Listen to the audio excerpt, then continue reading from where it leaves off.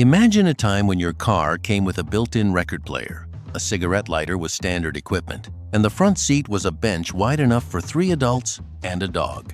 Today we take a look at 15 car features that did not stand the test of time. In the late 1940s, the tailfin was born on the drafting table of a General Motors designer named Harley Earl, who drew his inspiration from the twin tail booms of the Lockheed P-38 Lightning fighter plane. The first production tailfin appeared on the 1948 Cadillac, modest by later standards, but radical enough to turn heads on every boulevard in America. By the mid-1950s, every major manufacturer had adopted the style, and each new model year brought fins that grew taller, sharper, and more outrageous. The 1959 Cadillac Eldorado represented the absolute peak of the trend, with rear fins rising over 42 inches from the ground, tipped with bullet-shaped tail lamps that looked like they belonged on a rocket ship. The fins served no aerodynamic purpose whatsoever. At highway speeds, they contributed nothing to stability, and at parking lot speeds, they made it nearly impossible to judge where the rear of the car actually ended. The tailfin was pure style, pure confidence, and pure American excess. As tastes shifted toward cleaner, more understated European-influenced design in the early 1960s, the fins shrank rapidly and disappeared altogether by the middle of the decade, leaving behind an era when cars were not just transportation but sculpture.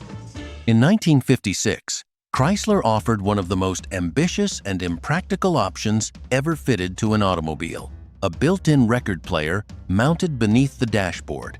The system, called the Highway Hi-Fi, was developed in partnership with Columbia Records and used specially pressed 7-inch discs that played at a unique speed of 16 2/3 revolutions per minute, slower than any standard home record. The player was designed to resist skipping on smooth roads, and Columbia produced a small catalog of albums specifically for the format. In theory, the idea was glamorous cruising down a freshly paved interstate while listening to Frank Sinatra on vinyl. In practice, the needle jumped violently on anything rougher than glass-smooth pavement. The discs wore out quickly from the constant vibration, and the proprietary format meant you could not play your own records from home. Chrysler quietly discontinued the Highway Hi-Fi after just a few model years, and the in-car phonograph became one of the most celebrated failures in automotive history.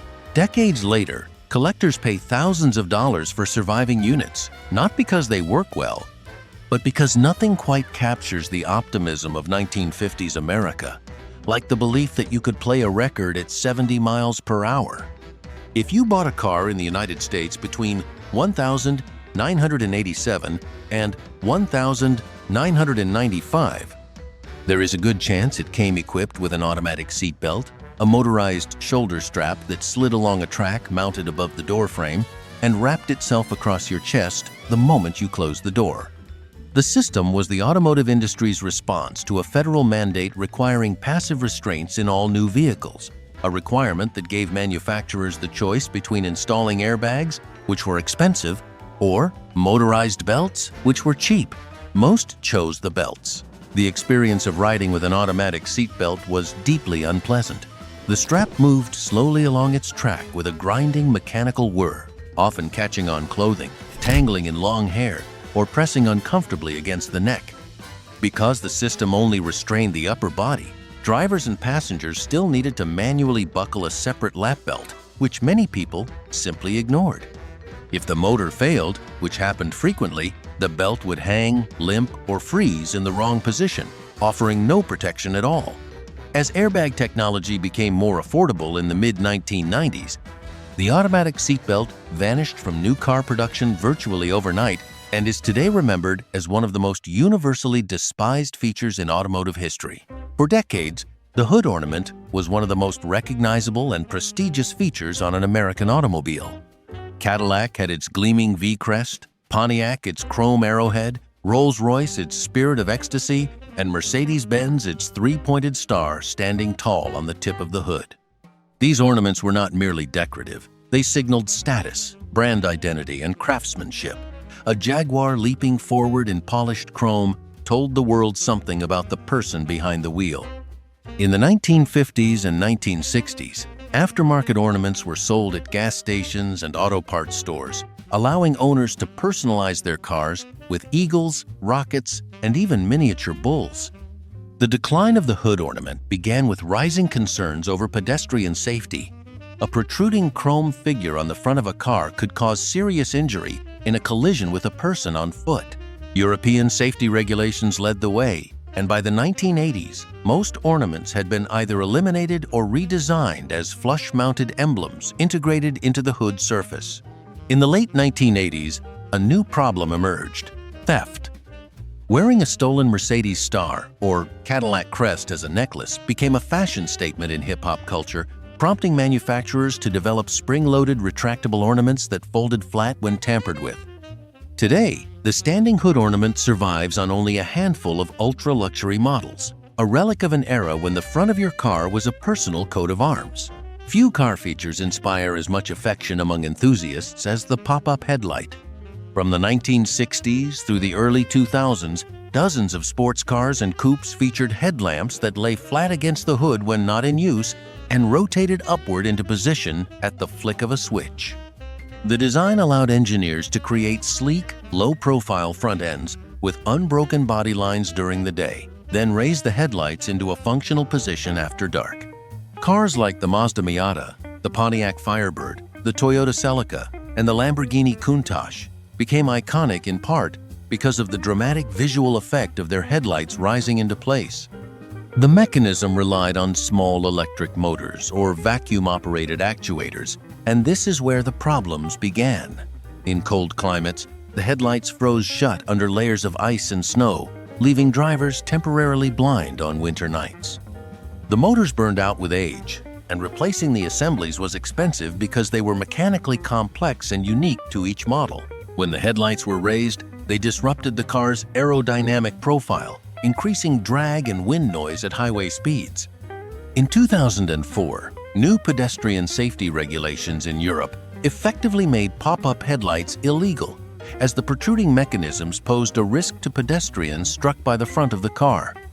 The last production car to feature them was the 2004 Lotus Esprit, and with its departure, one of the most beloved quirks of automotive design was extinguished for good. Before bucket seats and center consoles became the standard layout of the American automobile interior, the front seat of nearly every car sold in the United States was a bench, a single, uninterrupted cushion stretching from door to door, wide enough to seat 3 adults across. The bench seat was paired with a column-mounted gear shifter, leaving the floor completely open and the center of the seat available for a third passenger or, more commonly, for your date to slide over and sit right beside you. For an entire generation, the front bench seat was inseparable from the experience of cruising, drive-in movies, and Friday night dates. The decline began in the 1960s and 1970s as European imports with individual bucket seats and floor-mounted shifters gained popularity, and American tastes shifted toward a sportier driving position. Safety regulations further pushed the change, as airbag systems were designed to protect 2 front passengers in defined seating positions rather than 3 people spread across a flat surface. The last American sedan to offer a front bench seat was the 2013 Chevrolet Impala. Pickup trucks still offer them in some configurations, but for passenger cars, the bench seat is gone, and with it, a particular kind of intimacy that no center console will ever replace. The top was a compromise that promised the thrill of open-air driving without the structural sacrifice of a full convertible. Introduced in the late 1960s and reaching peak popularity through the 1970s and 1980s, the top consisted of 2 removable glass or fiberglass roof panels, one on each side of a central structural bar that ran from the windshield header to the rear of the roof. Cars like the Chevrolet Corvette, the Pontiac Firebird Trans Am, and the Datsun 280ZX became synonymous with the look. 2 dark panels popped out and stowed in the trunk, sun pouring in on both sides, wind whipping through the cabin. The reality was less glamorous. The rubber seals around the panels deteriorated quickly, and within a few years most tops leaked badly in rain, sending streams of water onto the driver's lap and staining the headliner. The removable panels weakened the roof structure, causing the body to flex and creak over rough roads. The panels themselves were heavy and awkward to remove and store, and many owners simply left them in the garage. As modern retractable hardtop convertibles offered a cleaner engineering solution in the 2000s, the top quietly disappeared from production, remembered fondly by anyone who owned one on a dry summer day and cursed by anyone who owned one on a rainy Tuesday. In 1951, Cadillac developed one of the most ingenious and short-lived innovations in automotive history, a retractable fifth wheel hidden beneath the rear bumper. The system was designed to eliminate the agony of parallel parking. At the press of a button, a small rubber-tired wheel dropped from beneath the trunk, made contact with the pavement, and could pivot the rear of the car sideways into a parking space with almost no effort from the driver. A promotional film produced by Cadillac showed a well-dressed woman effortlessly sliding her full-size sedan into a space barely longer than the car itself, smiling the entire time. The concept was mechanically sound but practically doomed. The fifth wheel added significant weight and complexity beneath the car. The deployment mechanism was prone to jamming, and the system required regular maintenance that most owners were unwilling to perform. It also only worked on flat, clean pavement gravel, mud, or ice, rendered it useless. Cadillac never offered the fifth wheel as a production option, and it remained a prototype curiosity.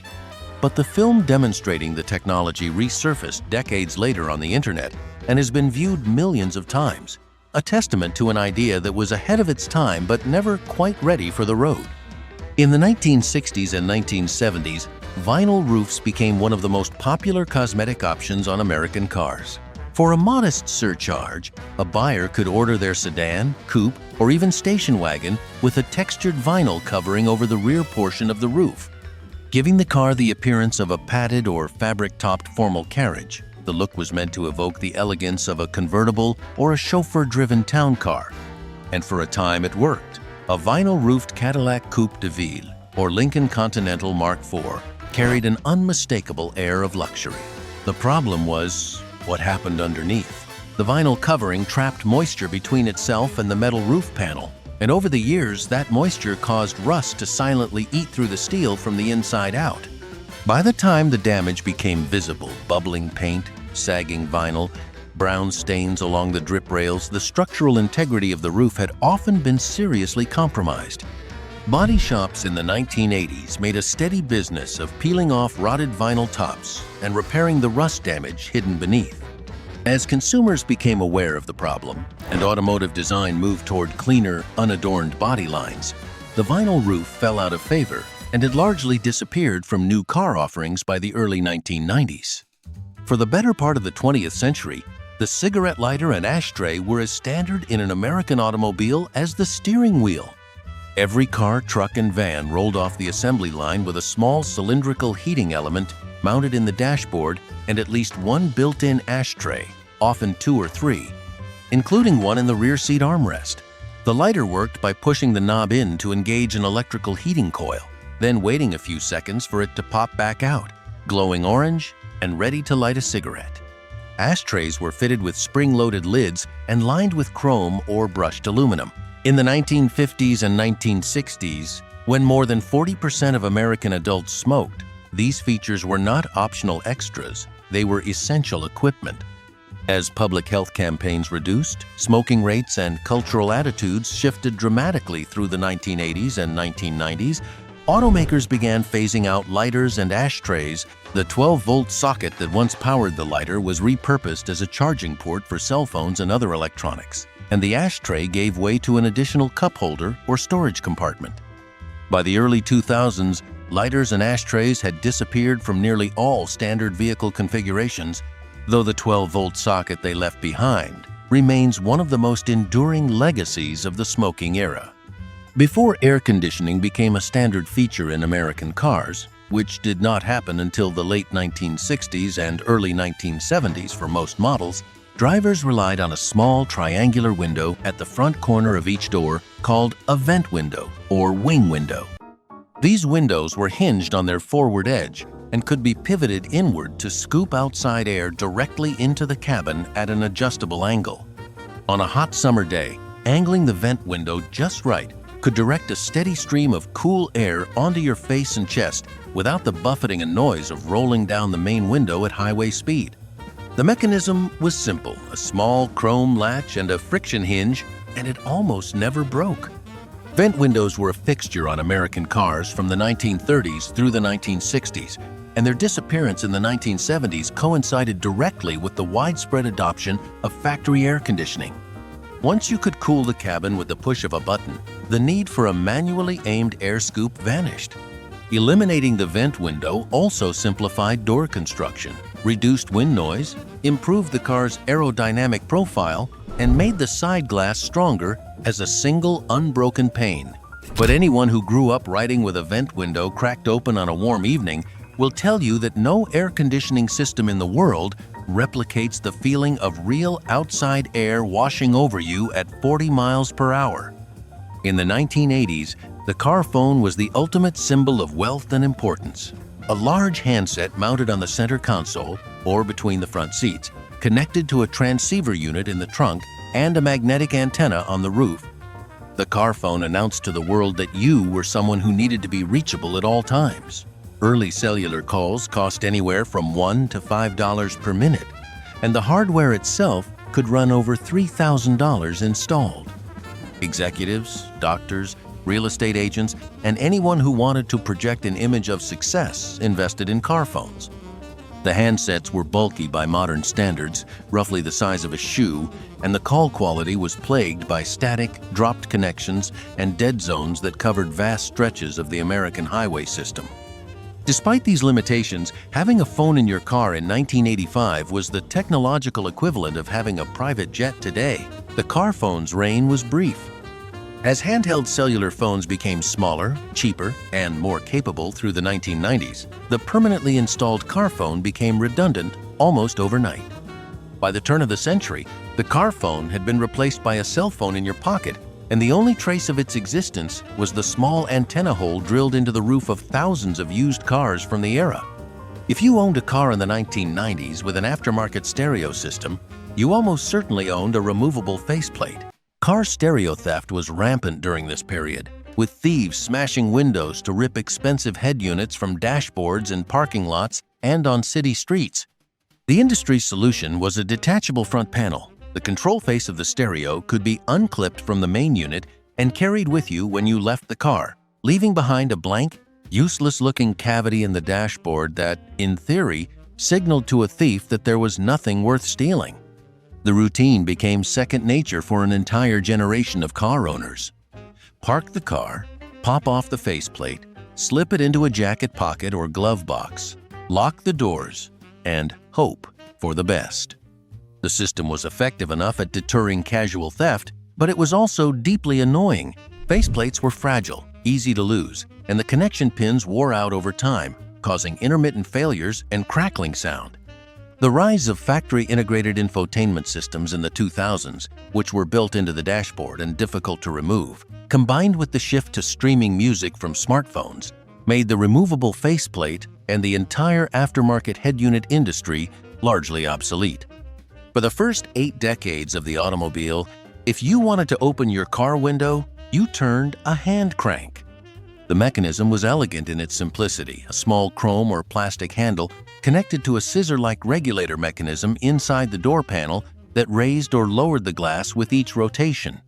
There was no motor to burn out, no wiring to short circuit, and no fuse to blow. If you wanted fresh air, you cranked the handle.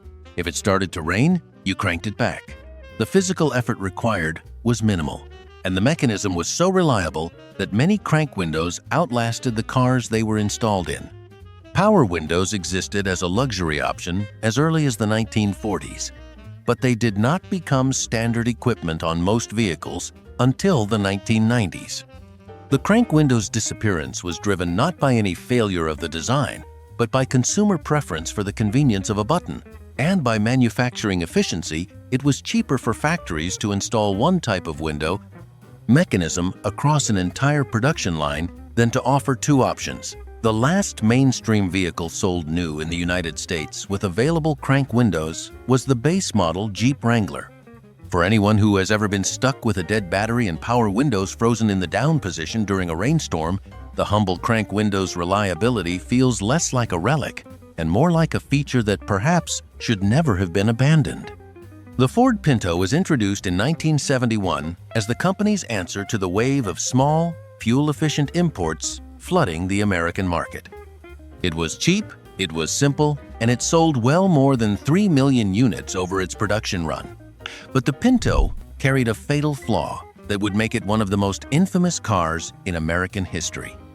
The fuel tank was mounted behind the rear axle, between the axle and the rear bumper, with minimal structural reinforcement.